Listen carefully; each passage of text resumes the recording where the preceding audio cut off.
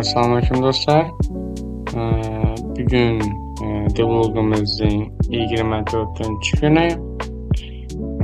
Kanalimizning esa albatta 25-sonli yubiley videosi. Xullas, marafon yuklanishiga albatta 6 kun qoldi. Biz loyihamizni to'liq bitirib bo'lganmiz. Shuning uchun fundamental poydevor bilimlarini o'rganishda davom etyapmiz. Kecha shartli render mavzusini ko'rgan edik, ya'ni conditional rendering. Bugun esa React'ning ajralmas qismi bo'lgan lists va case, ya'ni ro'yxatlar va kalitlar tushunchasini o'zimiz yozgan real kod misolida bor yo'g'i 2 daqiqa ichida o'rganishga harakat qilamiz. Demak, kodlarga o'tsak, bu yerda biz itemlarni map funksiyasi, ya'ni map funksiya, ya'ni metod, shu orqali biz qilganmiz buni. Kartlarni ID'lari bilan va propslar orqali qilganmiz. Bu juda ham foydali bo'lgan bizga albatta. Bu yerda K item ID, bu ID'si biz itemning ID'sini biz bu yerda datalar berganmiz. Mana bu yerda ID'si va bu yerda hammasi propslar orqali beriladi. Hammasi deyarli bir xil, lekin kartlarda ma'lumotlar har xil. Shuning uchun bu yerda boshqa bir massiv, ya'ni array yaratish uchun map funksiyasidan foydalanib bu yerda yaratganmiz. Bu yerda key item ID o'zgartirishini berganmiz.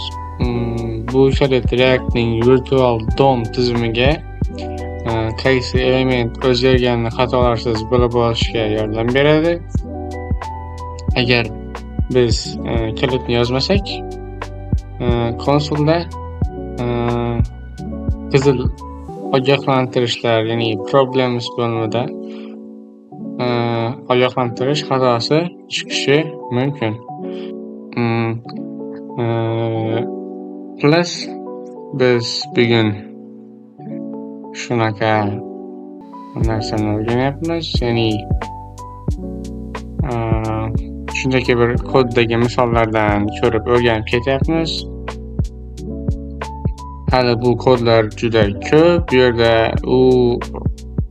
o'tgan devloglarda use state'ni ko'rib o'tdik va keyin handle light'ni ham menimcha ko'rib o'tdik. Set items, bu ham hammasi map metod orqali qilingan. Chunki muhim. Bu yerda npm run dev qilsak va local host ochib olsak, bu yerda hammasi props orqali qilingan va hammasi juda ham a'lo darajada hozir va balki keyinroq yana o'rgangan devloglarimiz yoki yangi videolarimizda bu papkaga yana ishlov beramiz, ya'ni loyihaga balki ishlov beramiz. Ungacha bu shunchaki esdalik uchun turib turadi. Biz bu kanalda albatta bu devloglar yakunlanganidan so'ng yangi boshqacha, masalan Python o'rganish bo'lishi mumkin. Shunaqa videolar chiqarishni ham reja qilyapmiz. Albatta bularni amalga oshiramiz. Xullas, ko'rib turganingizdek, bu yerda biz deyarli hamma mantiqni map va use state orqali qilganmiz va props ham bor. Bu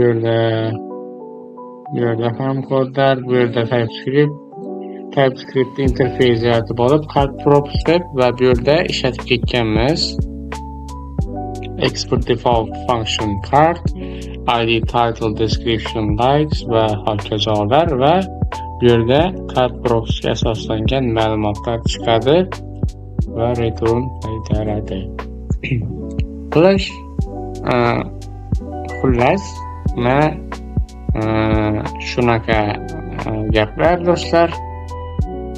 Hozir hammasi joyida, chunki biz hali yana ortiqcha o'zgartirishlar kiritganimiz yo'q. Errorlar 0 bizda hozir va shunaqa maqsadlarimiz bor bu devlog videolarimizdan keyin. Albatta yana bir dastalash tilini o'rganishga harakat qilamiz. Ungacha siz meni qo'llab-quvvatlab turing. Shunaqa gaplar. Bu yerda tushuntirib o'tdim. Tushundingiz degan umiddaman. Tushunmagan bo'lsangiz ham ozgina takrorlash qilsangiz o'rganib ketasiz. Mana shunday gaplar do'stlar. Bugun React'ning yana bir muhim foydalarini o'rgandik. Agar video sizga foydali bo'lgan bo'lsa, videoga albatta like bosib qo'ying va kanalimga obuna bo'lishni ham unutmang. Chunki mening maqsadim yaxshi dasturchi bo'lish va albatta yaxshi bloger bo'lish ham edi. Plus obuna bo'lishni va like bosishni unutmang. Bu menga ozgina bo'lsa-da yordam beradi. Xullas, ertaga devlog 25 da ko'rishguncha xayr do'stlar.